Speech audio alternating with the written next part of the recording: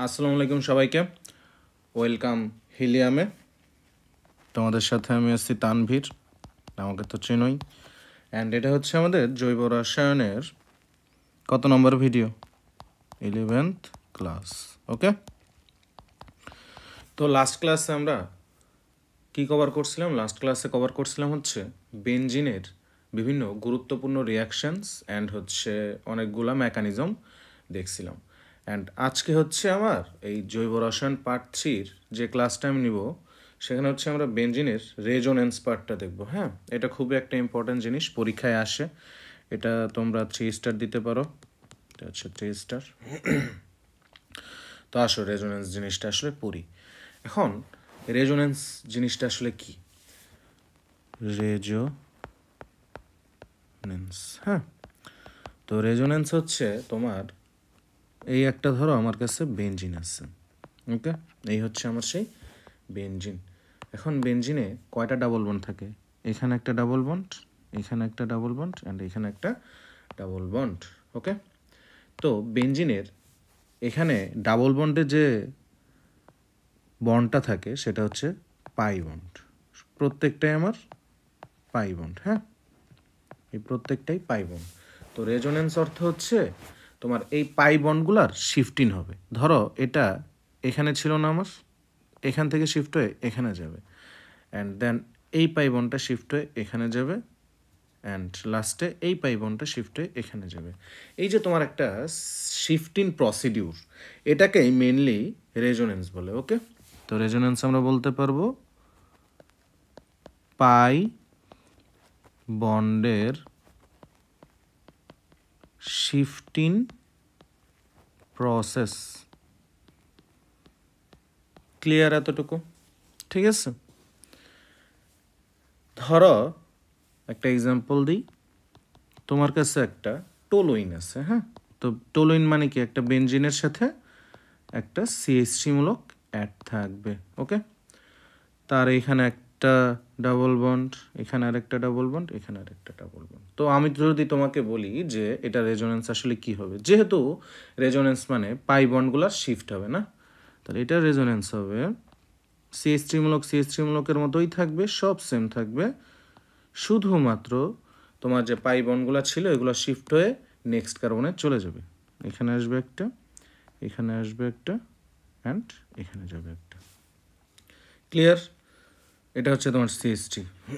ঠিক আছে, অ্যান্ড তিনটা যেহেতু যেখান যেখান থেকে আমার শিফট হয়েছে পাই বন্ডগুলো, সেখানে একটা করে ডেল নেগেটিভ চার্জ হবে। ওকে, এটাই হচ্ছে রেজোনেন্স। ঠিক আছে, তাহলে আমরা কি লিখতে পারি? আমরা লিখতে পারি পাই বন্ডের শিফটিংকেই রেজোনেন্স বলে।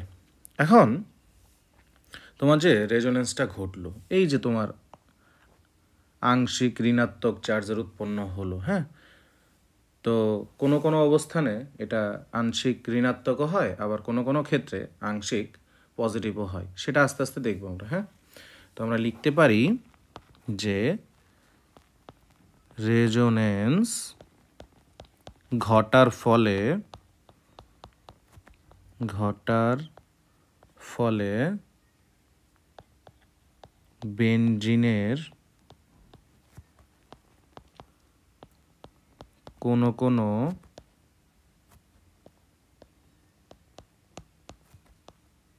অবস্থানে আংশিক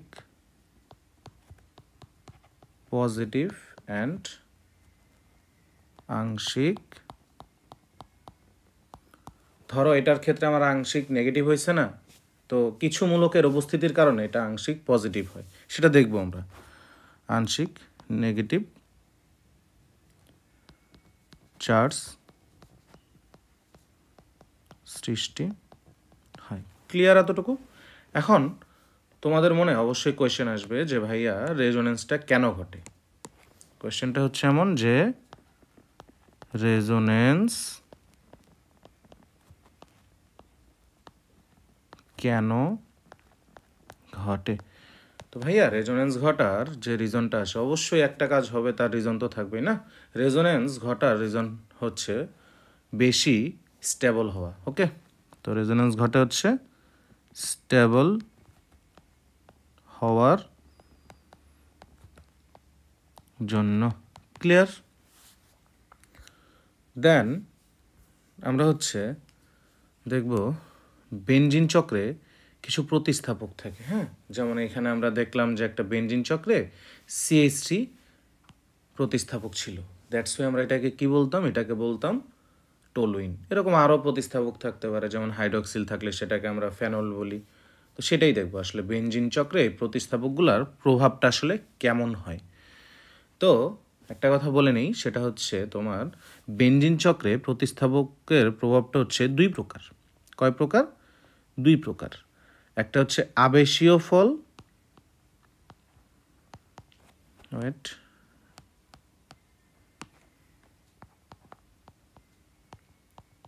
আবেশীয় ফল, অ্যান্ড আরেকটা হচ্ছে মেসোমারিক ফল। মেসোমারিক ফল। ওকে, এখন এই আবেশীয় ফলকে ইংরেজিতে বলে ইন্ডাকটিভ রেজাল্ট। ক্লিয়ার? অ্যান্ড একে সংক্ষেপে প্রকাশ করা হচ্ছে আই দ্বারা। তো ধরো জিনিসটা আমি বুঝাই যে ধরো তোমার কাছে একটা বেনজিন আছে, তার সাথে CH3 মূলক অ্যাড আছে। হ্যাঁ, তো এখানে যে প্রতিস্থাপক CH3 আছে না, এ হচ্ছে কি করে জানো? এ হচ্ছে তোমার ইলেকট্রন দান করবে। কি করবে? ইলেকট্রন দান করবে। ইলেকট্রন দান করে কই করে দান? এখান থেকে একটা ইলেকট্রন চলে আসে এখানে। ক্লিয়ার? এটা হচ্ছে আমার 1 নাম্বার। অ্যান্ড ধরো 2 নাম্বার হচ্ছে আমার একটা যৌগ আছে, যৌগ বলতে বেনজিন আছে। হ্যাঁ, যেহেতু বেনজিন পড়তেছি, এই হচ্ছে আমাদের সেই বেনজিন। অ্যান্ড এখানে আমার একটা হাইড্রক্সিল মূলক আছে, অ্যান্ড এটাকে আমরা কি বলি? এটাকে বলি হচ্ছে ফেনল। তোমার এই যে এখানে OH মূলকটা আছে না, এই মূলকটাও এক জোড়া ইলেকট্রন দান করবে। ইলেকট্রন দান কই করবে? এখানে করবে। ওকে, 3 নাম্বার আরেকটা বেনজিন নেই। এই বেনজিনটা কি কি নিয়ে কাজ করছি আমরা? CH3 and OH। হ্যাঁ, তো আরেকটা প্রতিস্থাপক নিয়ে কাজ করব। এই ধরো হচ্ছে তোমার সেই বেনজিন, অ্যান্ড এটার সাথে আমার একটা ক্লোরিন প্রতিস্থাপক আছে। ঠিক আছে, তো ক্লোরিন প্রতিস্থাপক আছে। এই ক্লোরিন প্রতিস্থাপকটা কি করবে জানো? এই দুইটা প্রতিস্থাপক কি করছে? তোমার এতক্ষণ ইলেকট্রন দান করছে না? এই ক্লোরিন কি করে? এই ক্লোরিন হচ্ছে এই কার্বন থেকে ইলেকট্রন নেয়। ঠিক আছে, কেন নেয় ভাইয়া? এটা কি জানো? নেয় হচ্ছে রিজনটা তোমার ক্লোরিনের তড়িৎ ঋণাত্মকতা কার্বন অপেক্ষা কি বেশি নাকি কম? বলো। অবশ্যই বেশি। হ্যাঁ, দ্যাটস ওয়াই ইলেকট্রন টেনে নেয়। তো এই ক্ষেত্রে কি হয়েছে? এই হাইড্রক্সিলের তড়িৎ ঋণাত্মকতাটা কার্বন অপেক্ষা কম ছিল, দ্যাটস ওয়াই ইলেকট্রন দান করছে। ওকে, আরেকটা ধরো আমি 4 নাম্বার যৌগ নিয়ে কাজ করি। 4 নাম্বার যৌগ মানে একটা বেনজিন, তার সাথে আলাদা আরেকটা প্রতিস্থাপক থাকবে। হ্যাঁ, এই হচ্ছে তোমার সেই বেনজিন। ওকে, তো এই বেনজিনের সাথে একটা NH2 প্রতিস্থাপক আছে। এই প্রতিস্থাপক কি করে জানো? ইলেকট্রন নিবে নাকি দান করবে? এই প্রতিস্থাপকটাও ইলেকট্রন দান করে। ওকে, সো এখানে আমার ব্যতিক্রম হিসেবে কাকে দেখলাম? ক্লোরিনকে। ক্লিয়ার? তো আমরা লিখতে পারি 1, 2 ও 4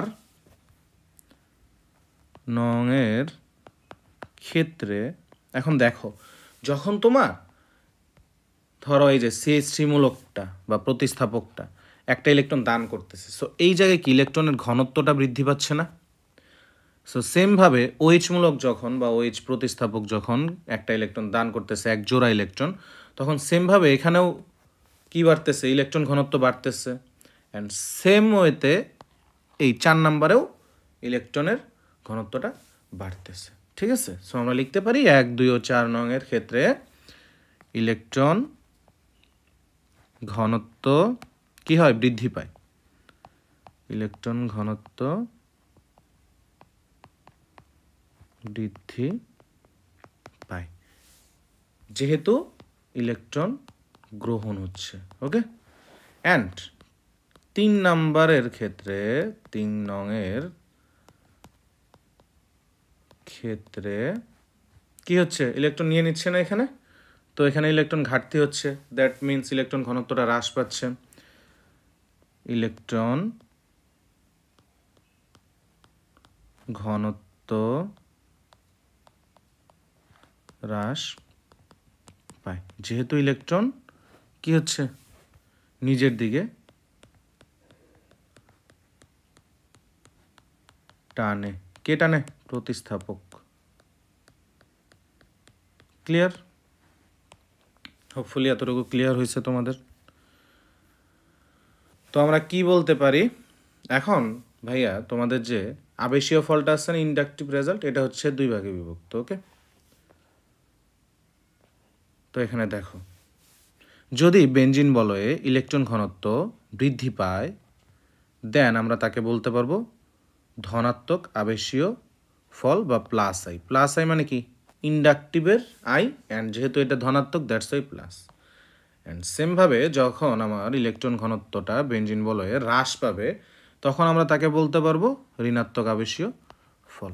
তাহলে এখানে আমাদের এক্সাম্পল ওয়াইজ যদি আমরা বিবেচনা করতে চাই, তাহলে ক্লোরিনের ক্ষেত্রে কি ঘটছে, নেগেটিভ আই, অ্যান্ড CH3 দেন হচ্ছে NH2 OH, এগুলার ক্ষেত্রে কি ঘটছে, প্লাস আই বা ধনাত্মক আবেশীয় ফল। ক্লিয়ার? হোপফুলি এতটুকু ক্লিয়ার তোমাদের। তো এখন দেখো, ধনাত্মক আবেশীয় ফলের ফলে কি হয়, বেনজিন চক্রে অবশ্যই ইলেকট্রন ঘনত্বরা বৃদ্ধি পাবে, অ্যান্ড যেসব মূলক ইলেকট্রন ঘনত্ব বাড়িয়ে দেয় তাদেরকে বলে বল সক্রিয়কারী মূলক। এখন দেখো, একটা বেনজিন আছে, ধরো এই হচ্ছে তোমার বেনজিন, তো এই বেনজিনে যখন আরেকটা ইলেকট্রন চলে আসবে অথবা এক জোড়া ইলেকট্রন চলে আসবে, যেহেতু ঘনত্বটা বাড়তেছে, দ্যাটস ওয়াই ধরো একটা যুদ্ধক্ষেত্রে তুমি গেছো, তো তোমার সৈন্য সংখ্যা আছে 500 জন, এখন বাইরে থেকে আরও 100 জন সৈন্য তোমার দলে অ্যাড হইলো, তো তোমার দলটা কি আরও শক্তিশালী হবে না? সেম প্রসেসটা এই বেনজিনের ক্ষেত্রেও হয়। যখন ইলেকট্রনটা আসে, দ্যাট মিনস তোমার হচ্ছে ইলেকট্রন ঘনত্বটা বৃদ্ধি পাচ্ছে, এটার মানে এই যে তোমার এই বেনজিনের বলয়টা আরও শক্তিশালী হচ্ছে, দ্যাটস তো এটা বলয় সক্রিয়কারী মূলক। অ্যান্ড ঋণাত্মক আবেশীয় ফল যেটা আছে, সেটার ফলে কি হয়, বেনজিন চক্রে ইলেকট্রন ঘনত্ব হ্রাস পাচ্ছে, যেসব মূলক ইলেকট্রন ঘনত্ব কমিয়ে দেয় তাদেরকে, এখন দেখো তোমার যুদ্ধক্ষেত্রে ধরো 500 জন সৈন্য নিয়ে গেছো, এখন হুট করে 100 জন চলে গেছে, তো 400 জন হয়ে গেছে, তো তুমি আগের থেকে কম শক্তিশালী হয়ে গেছো, সো এটাও তো ইলেকট্রন নিয়ে যাচ্ছে, তাই না, যারা হচ্ছে নেগেটিভ আই দেয়। সো এদেরকে আমরা কি বলবো, এই মূলকগুলোকে, তারা হচ্ছে বল নিষ্ক্রিয়কারী মূলক, যেমন ক্লোরিন। আর সক্রিয়কারী হচ্ছে CH3 NH2 আর হচ্ছে কি OH। ওকে, ক্লিয়ার? তো এটার এক্সাম্পল হিসেবে আমরা যদি এইগুলাই এই তিনটা হচ্ছে বেনজিনের সাথে অ্যাড থাকবে, আর ক্লোরিন, ফ্লোরিন, ব্রোমিন, আয়োডিন, এগুলো বেনজিনের সাথে অ্যাড থাকবে। ঠিক আছে?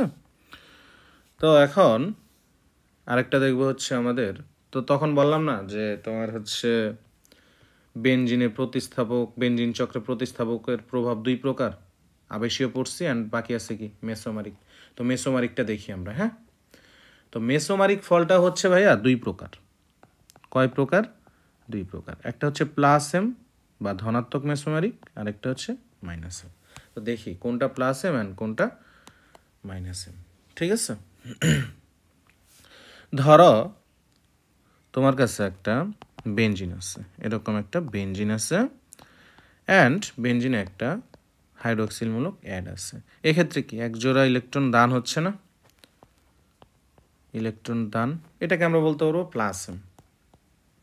ওকে, তারপরে আরেকটা ধরো তোমার কাছে বেনজিন আছে, তার সাথে আছে হচ্ছে তোমার এই সি ডাবল বন্ড ও, দেন হচ্ছে এখানে একটা এইচ, এখানে আরেকটা, কি নিবা, হাইড্রোজেন। ওকে, তো এক্ষেত্রে কি হয়, এক্ষেত্রে তোমার একটা ইলেকট্রন কি করে নিয়ে নেয় এক জোড়া ইলেকট্রন, ঠিক আছে, ইলেকট্রন গ্রহণ এই মূলকটা করতেছে। সো আমরা একে বলতে পারবো -m বা ঋণাত্মক মেসোমারিক ফল। তো দেখো আসলে ধনাত্মক মেসোমারিক ফল বলতে আসলে কি বোঝায়? মুক্ত জোড় ইলেকট্রনের স্থানান্তর হওয়াকে ধনাত্মক মেসোমারিক ফল বলে। তো উদাহরণ হিসেবে যদি আমরা নিতে চাই, এক্সাম্পল নেই, ধরো একটা বেনজিন আছে তোমার কাছে, এই হচ্ছে সেই বেনজিন, এখানে একটা হাইড্রক্সিল মূলক আছে। তো এখান থেকে এক জোড়া ইলেকট্রন এই বেনজিন বলয়ে চলে যায়, এটাই হচ্ছে +m। আবার ধরো সেমভাবে তোমার কাছে একটা বেনজিন আছে, NH2 মূলক আছে, এখান থেকে এক জোড়া ইলেকট্রন এই বলয়ে চলে গেল, এগুলাকে আমরা কি বলবো? ধনাত্মক মেসোমারিক ফল, ঠিক আছে। অ্যান্ড আরেকটা নোট হচ্ছে, নোট বা শর্ত, +m দেখানোর জন্য, ওয়েট এক সেকেন্ড, +m দেখানোর জন্য মূলকের অবশ্যই কি থাকতে হবে? যেহেতু মুক্তজোড় নিয়ে কথা বলতেছি, মুক্তজোড় ইলেকট্রন থাকতে হবে। Clear? Hopefully clear. Okay, then হচ্ছে আমাদের যে তোমার ঋণাত্মক মেসোমারিক ফল ছিল না, পাই বন্ধনের ইলেকট্রনের স্থানান্তর হওয়াকে কি বলে? ঋণাত্মক মেসোমারিক ফল, অর্থাৎ -m। ওকে, তো দেখো ঋণাত্মক মেসোমারিক ফল আসলে কেমন দেখা যায়। তো এটারও নোট কি, এটারও শর্ত হচ্ছে এখানে এক জোড়া মুক্তজোড় ইলেকট্রন থাকতে হবে, ঠিক আছে। নোটটা লিখে নিই আমরা, -m দেখানোর জন্য এক জোড়া মুক্তজোড় ইলেকট্রন থাকা লাগবে। কোথায় থাকা লাগবে বলো? মূলকে। ওকে, ডান। এক্সাম্পল হিসেবে ধরো আমরা নেই, এক্সাম্পল হচ্ছে এই হচ্ছে তোমার সেই একটা বেনজিন, তার সাথে একটা মূলক আছে সিয়ান বা সায়ানাইড মূলক। হ্যাঁ, তো এখান থেকে পাই বন্ডের যে ইলেকট্রনটা আসছে না, এই পাই বন্ডের, তো এই পাই বন্ডের ইলেকট্রনটা স্থানান্তরিত হয়ে এই মূলকে চলে যাবে, ঠিক আছে, এক জোড়া ইলেকট্রন। তো তখন আমরা এটাকে কি বলবো? ঋণাত্মক মেসোমারিক ফল। ওকে, তো দেন আমরা মূলক নির্দেশকে যাই। মূলক নির্দেশক হচ্ছে 3 ভাগে বিভক্ত বা 2 ভাগে বিভক্ত বলতে পারো। একটা হচ্ছে অর্থ প্যারা, আর একটা হচ্ছে মেটা। 2 ভাগে বিভক্ত, একটা হচ্ছে অর্থ প্যারা, 2 নাম্বার হচ্ছে মেটা। এখন এই অর্থ প্যারা মেটা এগুলো কোথা থেকে আসলো? আমরা লাস্ট ক্লাসে বা তার আগের ক্লাসে মেবি বেনজিনের 3টা অবস্থানের নাম জানছিলাম। এই একটা বেনজিন তোমার, তো এই বেনজিনের 3টা অবস্থান আছে। মাথায় যেটা থাকে সেটা হচ্ছে প্যারা, 2 হাতে যে 2টা থাকে এরা হচ্ছে অর্থ, 2 পায়ে যে 2টা থাকে এরা হচ্ছে মেটা, অ্যান্ড লাস্টে যে থাকে এখানে সে হচ্ছে প্যারা। এখানে পি দ্বারা বোঝায় হচ্ছে প্যারা, ও দ্বারা বোঝাচ্ছে অর্থ, অ্যান্ড এম দ্বারা বোঝাচ্ছে আমার মেটা। ক্লিয়ার? তো ধরো এক্সাম্পল যদি আমরা নিতে চাই, ধরো তোমার কাছে একটা যৌগ আছে, হ্যাঁ, একটা বেনজিন আছে, এই হচ্ছে তোমার সেই বেনজিন। ওকে, তো এটা তো পি, এটা ও, এটা ও, মনে রাখার ওই কি ছিল? পি ও এম, পম। এটা এম, এটা এম, এটা পি। তো এর সাথে ধরো একটা নাইট্রিক অ্যাসিড অ্যাড হবে। এই বিক্রিয়াটা অলরেডি আমরা দেখছি বেনজিনের নাইট্রেশন বিক্রিয়ার, যখন আমরা নাইট্রেশন বিক্রিয়ার মেকানিজম পড়তেছিলাম। এখানে প্রভাব কী থাকে? Sulphuric acid. এক্ষেত্রে কি হয়? এক্ষেত্রে তোমার এই এই তোমার হচ্ছে নাইট্রিক অ্যাসিডটা কীভাবে ভাঙে? ও নো NO2। তো এই NO2টা যে কোনো একটা হাতে চলে যাবে না, হয় সে প্যারাতে যাবে, না হয় অর্থতে যাবে, মেটাতে যাবে, যে কোনো একটা। কিন্তু যাবে কোথায় আসলে এই নাইট্রোজেন ডাইঅক্সাইড? যাবে হচ্ছে প্যারাতে। ওকে, সেটা মেকানিজম আমরা দেখছিলাম যে আসলে প্যারাতেই যায়। কেন যায় সেটাই পড়ব। আবার ধরো তোমার কাছে আরেকটা বেনজিন আছে, হ্যাঁ, এই হচ্ছে তোমার সেই বেনজিন।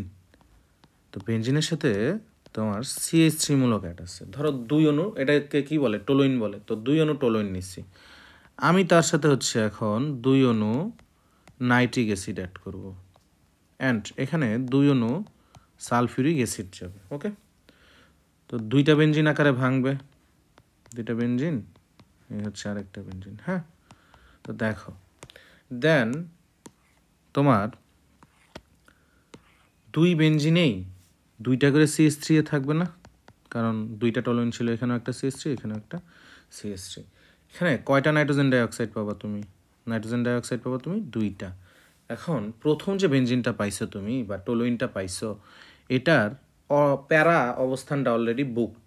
ওকে, তো এই ক্ষেত্রে নাইট্রোজেন ডাইঅক্সাইডটা যাবে অর্থতে। অ্যান্ড আমার যে সেকেন্ড টোলোইন আছে, এই ক্ষেত্রে এখন কি এটা মেটাতে যাবে? না ভাইয়া, মেটাতে যাবে না। এটা যাবে হচ্ছে তোমার অপোজিটে আরেকটা প্যারা অবস্থান আছে না, সেখানে। ক্লিয়ার? যখন তোমার এরকম নাইট্রোজেন ডাইঅক্সাইড, ধরো এরকম হইলো যে তোমার অর্থতে কেউ নাই, সো সে যখন অর্থতে কেউ থাকবে না, তখন অর্থ অবস্থানে কে যাবে? সরি, অর্থ না তো, প্যারাতে। ধরো তোমার প্যারা অবস্থানে কেউ নাই, যেমন আমার 1 নম্বর এক্সাম্পলে, তখন প্যারা অবস্থানে নাইট্রোজেন ডাইঅক্সাইড যাবে। বা যখন প্যারা অবস্থানে একটা মূলক থাকবে, তখন নাইট্রোজেন ডাইঅক্সাইড খুঁজবে তার পাশে যাওয়ার জন্য। পাশেরটা কি? অর্থ। যখন সে অর্থতেও জায়গা পাবে না, তখন সে কোথায় যাবে? মেটাতে? না, মেটাতে যাবে না ভাইয়া, সে যাবে হচ্ছে অপোজিটে থাকা প্যারাতে। ক্লিয়ার? হোপফুলি এতটুকু ক্লিয়ার। দেন হচ্ছে, তো আমরা সংজ্ঞা লিখতে পারি একটা। হ্যাঁ, সংজ্ঞাটা এরকম, আসলে কারা অর্থপ্যারা নির্দেশক? সবাই তো আর অর্থপ্যারা নির্দেশক হবে না। সংজ্ঞা: যে সকল বেনজিন চক্রে উপস্থিত, যে সকল মূলক বেনজিন চক্রে উপস্থিত থাকার কারণে আগত প্রতিস্থাপক অর্থ প্যারা অবস্থানে বসে, সে সকল মূলককে অর্থপ্যারা নির্দেশক মূলক বলে। অর্থপ্যারা নির্দেশক মূলক বলে। ওকে, তো একটু আগে আমরা যে 2টা এক্সাম্পল দেখলাম, ধরো এই এক্সাম্পলটা, হ্যাঁ, তো এখানে দেখো একটা CH3 মূলক ছিল না? তো এই মূলকটার জন্যই আমার যে 2টা নাইট্রোজেন ডাইঅক্সাইড ছিল, এই নাইট্রোজেন ডাইঅক্সাইড একবার গেছে হচ্ছে তোমার অর্থতে, আর একবার গেছে প্যারাতে। সো এই যে এই মূলকটার জন্যই তো নাইট্রোজেন ডাইঅক্সাইড 2টা মধ্যে একটা গেছে অর্থতে, আর একটা প্যারাতে গেছে। সো এই মূলকটাকে আমরা বলবো অর্থপ্যারা নির্দেশক মূলক। এখন তুমি আসলে অর্থপ্যারা নির্দেশক মূলক খুব ইজিলি কিভাবে চিনবা সেটা দেখি। হ্যাঁ, এক্সাম্পল। তো চেনার উপায়টা কি? চেনার উপায় কি? অর্থপ্যারা নির্দেশকমূলক আসলে চিনবা কিভাবে? মনে রাখবা ভাইয়া, যে সকল মূলকে সিঙ্গেল বন্ড থাকে তারাই হচ্ছে অর্থপ্যারা নির্দেশকমূলক। কি বললাম আমি? মূলকটায় মূলকে সিঙ্গেল বন্ড থাকবে। ওকে, ক্লিয়ার? তো এক্সাম্পল নেই কিছু, তো CH3 অলরেডি জানি আমরা, এখানে কোনো ডাবল বন্ড নাই। তারপর হচ্ছে হাইড্রক্সিল মূলক, এখানেও কোনো ডাবল বন্ড নাই। তারপর হচ্ছে ফ্লোরিন, দেন ক্লোরিন, দেন হচ্ছে ব্রোমিন, দেন হচ্ছে আয়োডিন, দেন হচ্ছে তোমার OR, ঠিক আছে। তারপর আরেকটা কি আছে, NH2, এখানেও কোনো ডাবল বন্ড নাই, কারণ এটাকে ভাঙ্গায় আমরা লিখতে পারি এন, এই একটা হাইড্রোজেন, এই একটা হাইড্রোজেন, সো কোনো ডাবল বন্ড নাই, সব সিঙ্গেল বন্ড। ওকে, তো এইগুলাই হচ্ছে আমার অর্থপ্যারা নির্দেশক, অর্থপ্যারা নির্দেশক মূলক। ওকে, ডান। দেন আমরা কি দেখবো জানো, দেন দেখবো হচ্ছে মেটামূলক নির্দেশক। ওকে, তো মেটামূলক নির্দেশক তো জানোই, যাদের কারণে হচ্ছে তোমার আগত যে প্রতিস্থাপকটা থাকে সেটা মেটা অবস্থানে যাবে, তারাই হচ্ছে মেটামূলক নির্দেশক। ধরো তোমার কাছে একটা এরকম বেঞ্জিন আছে, তার সাথে নাইট্রোজেন ডাইঅক্সাইড আছে, হ্যাঁ। তো তার সাথে ধরো একটা নাইট্রিক অ্যাসিড আসলো, তো এখানে প্রভাবক হিসেবে যাবে সালফিউরিক অ্যাসিড। এখন এই নাইট্রিক অ্যাসিড কীভাবে ভাঙে, ও নো NO2। তো এই যে তোমার NO2টা পাইছো, এই মূলকটা আসলে কোন হাতে যাবে, তো বা বেঞ্জিনের কোন অবস্থানে যাবে, এই অবস্থানটা কি আমার প্যারা ছিল, এটা ছিল অর্থ, এটা ছিল মেটা। সিমিলার কেস, এখানে অর্থ থাকতো, এখানে মেটা থাকতো, এখানে প্যারা থাকতো, হ্যাঁ। তো এই ক্ষেত্রে ভাইয়া হবে হচ্ছে তোমার এই যে নাইট্রোজেন ডাইঅক্সাইডটা আছে না, এখানে একটা তোমার কি আছে, অবভিয়াসলি ডাবল বন্ড আছে। তো এই ডাবল বন্ডের কারণে যেহেতু সিঙ্গেল বন্ড সবাই অর্থপ্যারা নির্দেশক, যাদের কারণে এই যে তোমার NO2টা কোথায় যাইতো, আগত প্রতিস্থাপকটা হয় প্যারায় যাইতো, না হয় অর্থে যাইতো।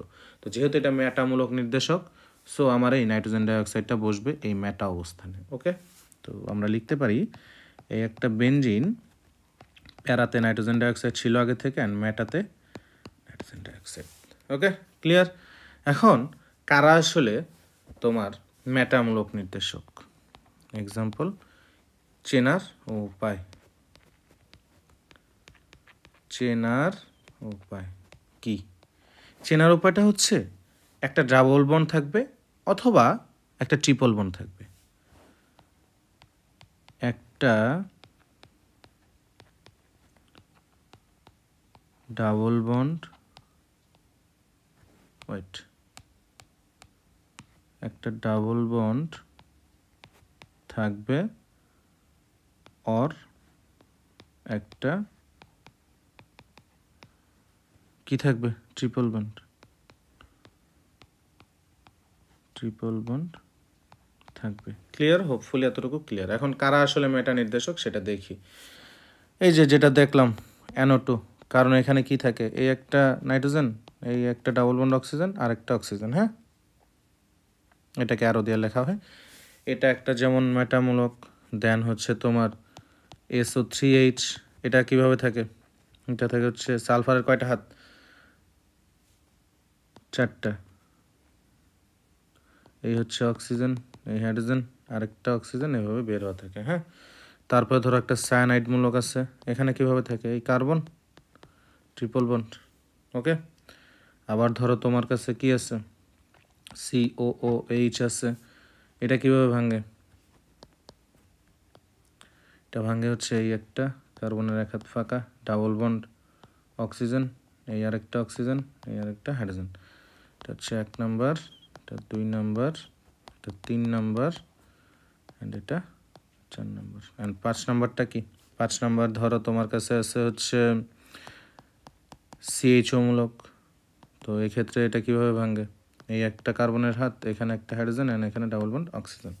ঠিক আছে ভাইয়া, এরাই হচ্ছে তোমার, আমরা সিম্পলি বলতে পারি এদের যেহেতু একটা ডাবল বন্ড আছে, কোথাও ম্যাক্সিমাম ক্ষেত্রে ডাবল বন্ডই দেখতেছি, এই যে ডাবল বন্ড, এই একটা ট্রিপল বন্ড, এই একটা double bond, double bond, double bond, তো সেজন্য এরা আমার মেটামূলক নির্দেশক। ওকে, ক্লিয়ার। অ্যান্ড ফাইনালি আমরা এখন কই যাব জানো, এখন যাব হচ্ছে আমরা রেজোনেন্সে, আসল পড়া বলতে পারো আর কি। কিসে যাব, রেজোনেন্স। ওকে, তো রেজোনেন্স দেখি আসলে কীভাবে রেজোনেন্স হয়। এখন রেজোনেন্স ঘটার জন্য দায়ী কারা, দায়ী হচ্ছে তোমার আবেশীয় ফল অ্যান্ড হচ্ছে মেসোমারিক ফল। অ্যান্ড আবেশীয় ফলগুলো হচ্ছে অনেকাংশে বেশি দায়ী থাকে অ্যান্ড মেসোমারিক ফলগুলো কম দায়ী থাকে। তো বেনজিনের রেজোনেন্সগুলো দেখি আমরা। রেজোনেন্স, তো প্রথম উদাহরণটা হচ্ছে আমার টলুইন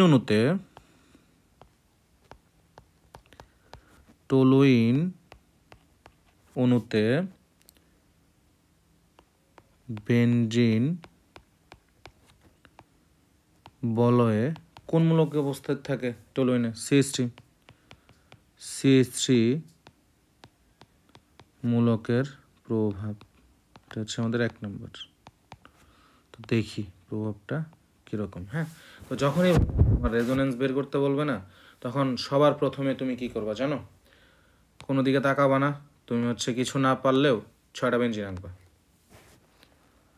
এই একটা বেনজিন, একটু মাঝখানে ফাঁকা দিবা, এই একটা বেনজিন, 2 3 4 5 অ্যান্ড লাস্ট ওয়ান 6। তো দেখি 6টা বেনজিন আঁকলাম, ভালো কথা। 6টা বেনজিনে কী কী হয় সেটা দেখা লাগবে। হ্যাঁ, তো এখানে এই যে তোমার বেনজিনটা আছে, এই বেনজিনের সাথে কি থাকে? CH3, এটাই তো আমার টলুইন, তাই না? তো CH3 বা টলুইন মূলকটা আমার কি করে একটু আগেই দেখে আসছি। সেই CH3 মূলকটা হচ্ছে তোমার ইলেকট্রন দান করতেছে, তাই তো? তো ইলেকট্রন দান ঘটবে এখানে, ইলেকট্রন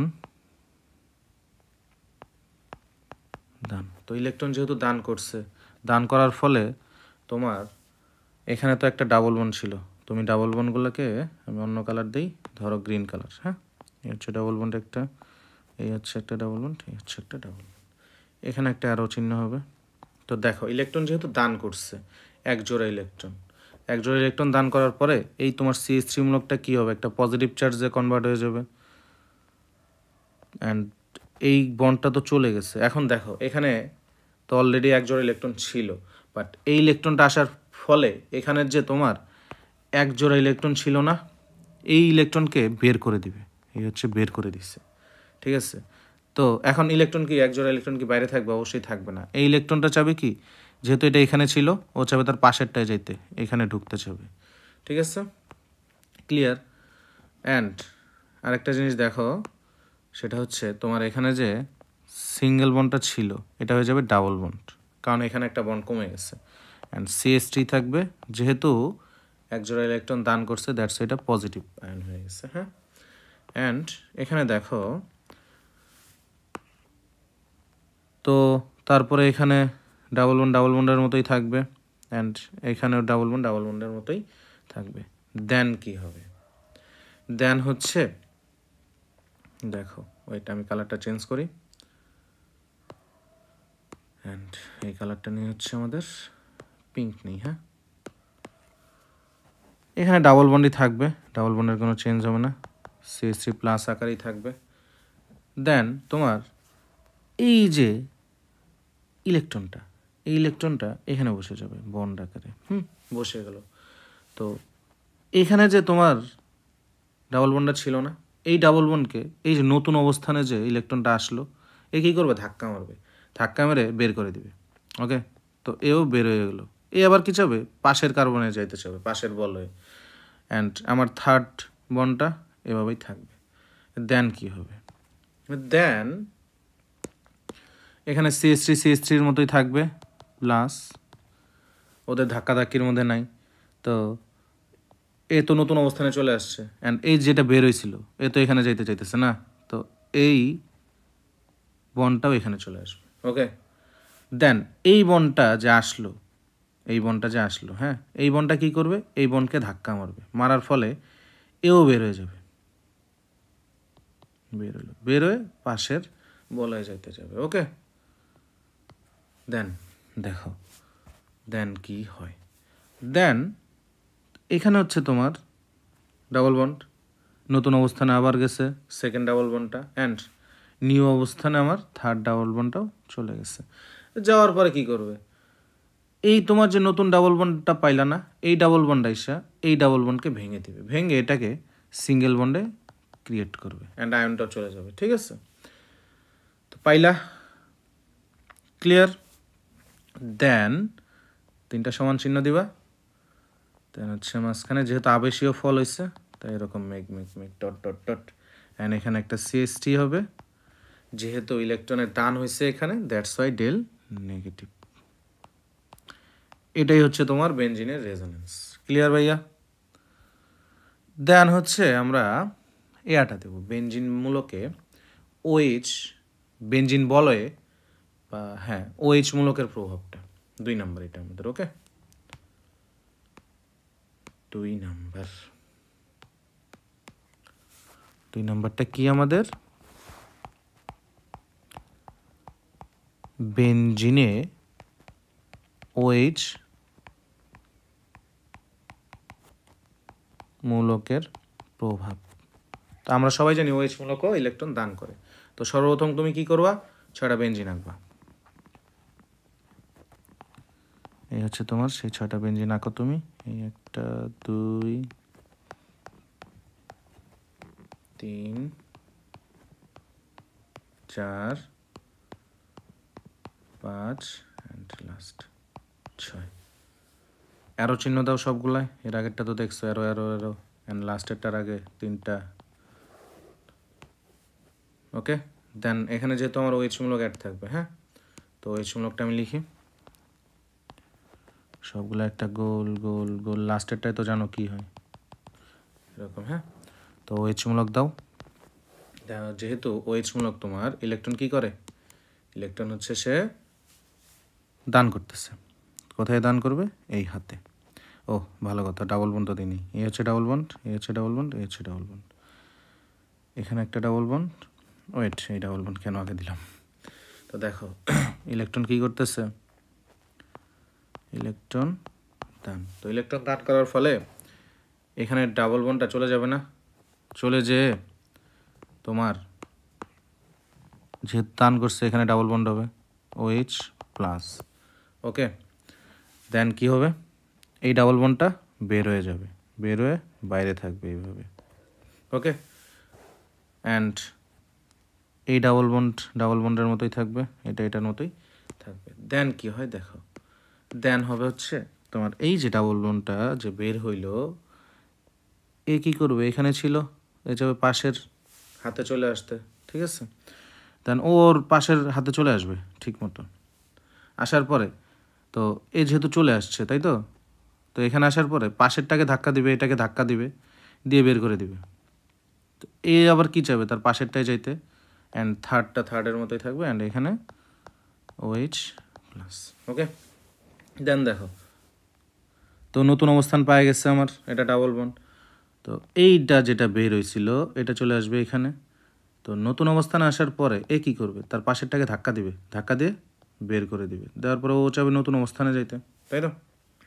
তো নতুন অবস্থানে যাইতে চাইলো, তো এখানেও OH প্লাস। দেন দেখো কী হয়, দেন লাস্টে হবে হচ্ছে তোমার এখানে ডাবল বন্ড নতুন অবস্থানে, এখানে ডাবল বন্ড নতুন অবস্থানে, অ্যান্ড এখানে ডাবল বন্ড নতুন অবস্থানে।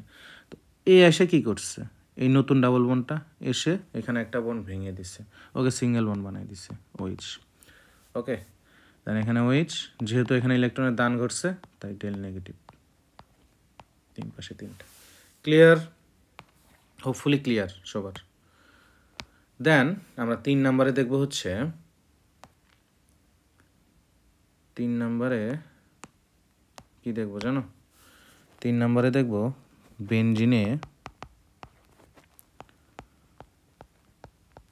বেনজিনে NH2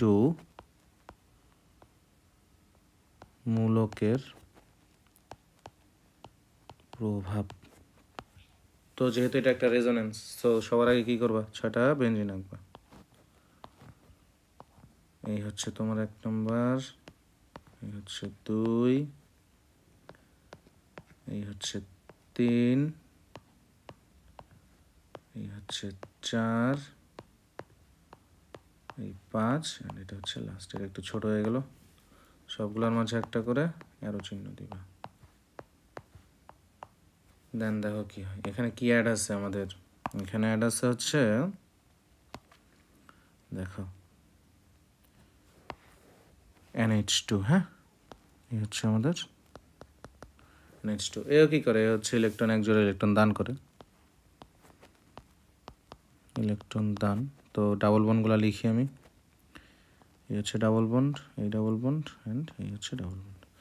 তো এই ইলেকট্রন এসে এই বন্ডকে বের করে দিবে, দিয়ে বাইরে বের করে দিল, এই বন্ড যাবে পাশের এখানে যেতে। তো এখানে যেহেতু বের করে দিছে, সো ডাবল বন্ড হয়ে যাবে অ্যান্ড NH2 প্লাস হবে। ক্লিয়ার? দেন এই ডাবল বন্ডটা, এখানে ডাবল বন্ড ছিল, এখানেও ডাবল বন্ড, তো এই ডাবল বন্ড নতুন অবস্থানে চলে যাবে। নতুন অবস্থানে এসে এই ডাবল বন্ডটা এই ডাবল বন্ডকে ধাক্কা মারবে, ধাক্কা মেরে বের করে দিবে। তো এই ডাবল বন্ড যাবে তার পাশের বলয়ে যেতে। ওকে, তো এখানে ডাবল বন্ড NH2 প্লাস, দেন এটা এটার মতোই থাকলো। তারপরে নতুন অবস্থানে আমার প্রথম ডাবল বন্ডটা, সেকেন্ড ডাবল বন্ডটাও নতুন অবস্থানে। তো নতুন অবস্থানে আসার পরে এই ডাবল বন্ডটা এই ডাবল বন্ডকে ধাক্কা মারবে, মেরে বের করে দিবে বাইরে। এও চাবে নতুন অবস্থানে যেতে, বাইরে তো থাকতে চাবে না, না? এখানেও NH2 প্লাস। দেন সবগুলা ডাবল বন্ড আমার তার নতুন নতুন অবস্থানে চলে গেছে। তো যেহেতু এই তৃতীয় নাম্বার ডাবল বন্ডটা তার নতুন অবস্থানে গেছে, তো পাশের এই যে তোমার এখানে ডাবল বন্ড ছিল না, এটাকে ভাঙবে, ভেঙে একটা সিঙ্গেল বন্ড ক্রিয়েট করবে অ্যান্ড এটাকে NH2 আকারে করবে। ওকে, এখানে হচ্ছে তিনটা সমান চিহ্ন, দেন হচ্ছে এরকম ডট ডট ডট, এখানে কি থাকতো NH2, যেহেতু ইলেকট্রনের গ্রহণ ঘটছে তাই ডেল নেগেটিভ। ক্লিয়ার? ওকে, দেন আমাদের লাস্ট ওয়ান এটা, হ্যাঁ লাস্ট ওয়ান হচ্ছে, ওয়েট আমি একটা কাজ করি, লাস্ট ওয়ানটা কি তোমার জানো? আমরা পড়ছিলাম না তোমার হচ্ছে ইলেকট্রনের গ্রহণ ঘটে বেঞ্জিন বলয় থেকে, সেরকম একটা মূলক নিয়ে কাজ করব। সেটা হচ্ছে ধরো আমরা নাইট্রোজেন ডাইঅক্সাইড নিয়ে কাজ করলাম, হ্যাঁ 4 নাম্বার বেঞ্জিনে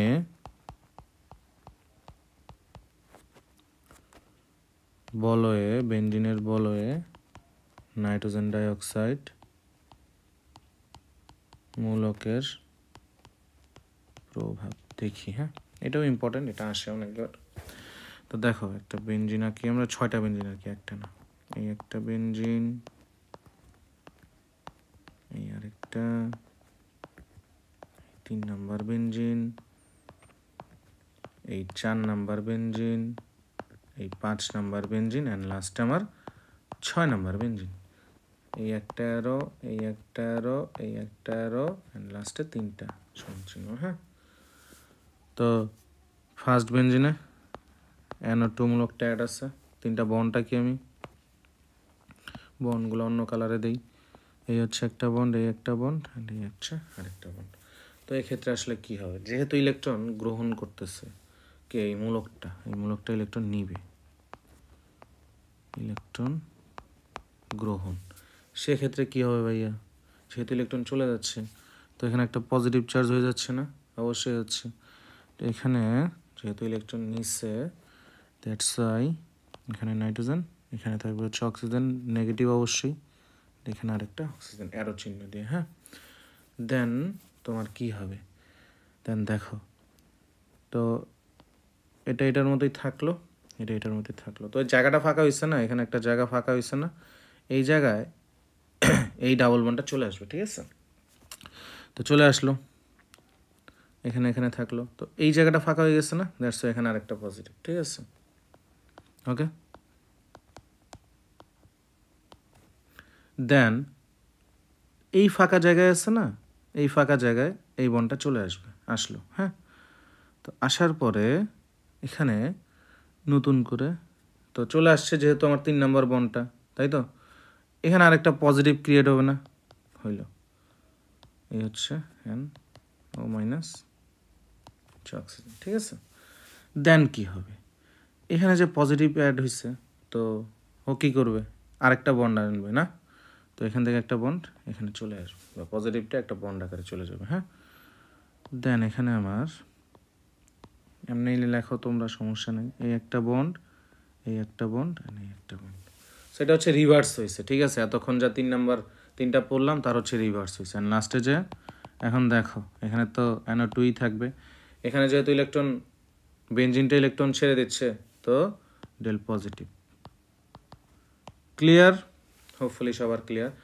তো আজকের ক্লাস এখানেই শেষ, অ্যান্ড আশা করি তোমরা বুঝতে পারছো।